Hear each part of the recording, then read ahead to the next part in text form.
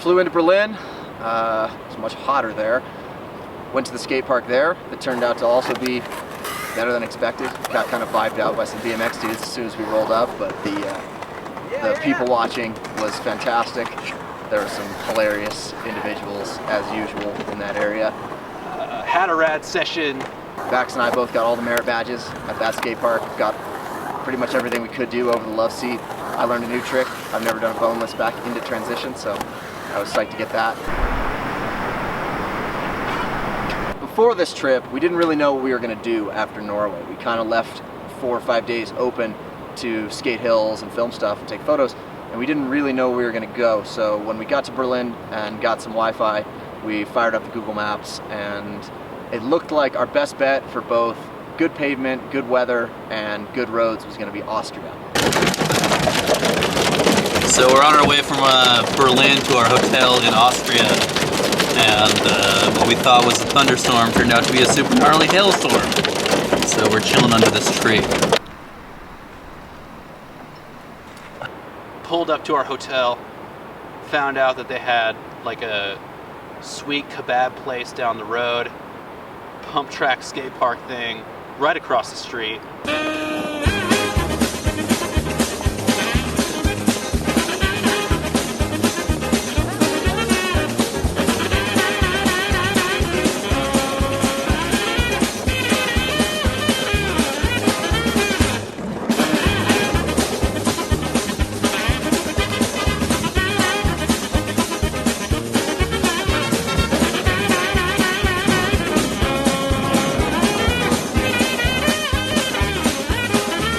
Started exploring the terrain around our hotel, which turned out to be pretty dreamy.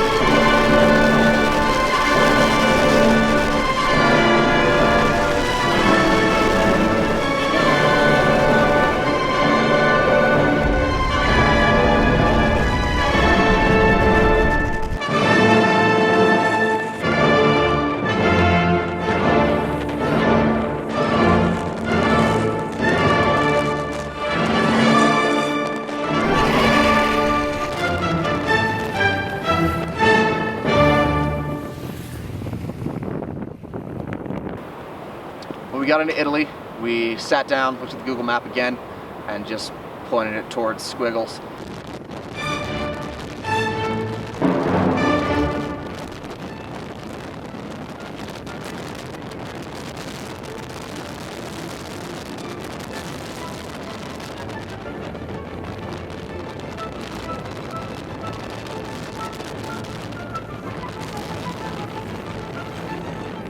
Got some gas and carried on to the next big squiggly line on the map, which turned out to be fantastic.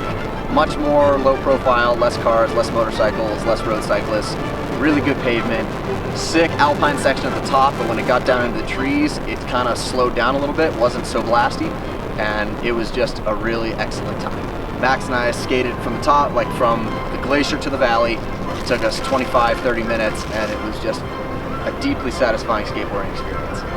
The roads here, in this part of Europe anyway, are very narrow generally, which makes them feel crazy fast.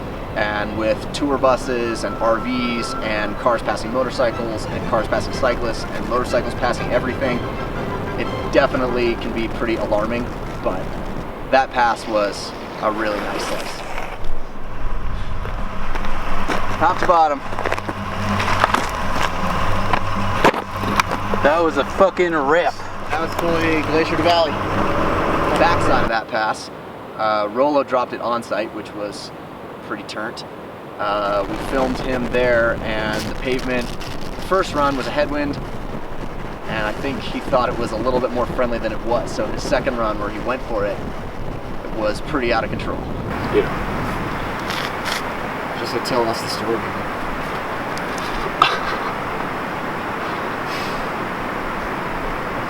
At the bottom of the backside, I got to feed popcorn to some horses, which I really enjoyed.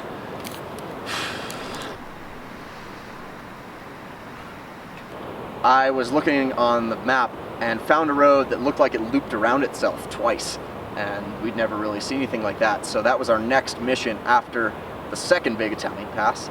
We trucked out across Italy for a little while towards that, down to much lower elevation through some insane terrain, lots of castles, and arrived at a road that we thought was going to be really skinny and maybe just a path going up a mountain, and it turned out to be 2 lanes wide with a center line, which is just the ultimate luxury.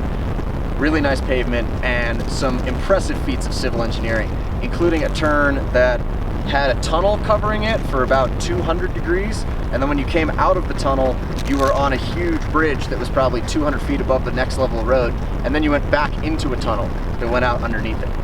And above that, it was just these super turnt sweeper sections through some driveways and stuff that were a little bit sketchy, but above that was a 270-degree tunnel corkscrew turn that had a divided median, so that was awesome. That road was definitely a highlight of the day. Just like tell us the story again. Yeah, strongly recommend coming out to Europe and chasing down squiggles.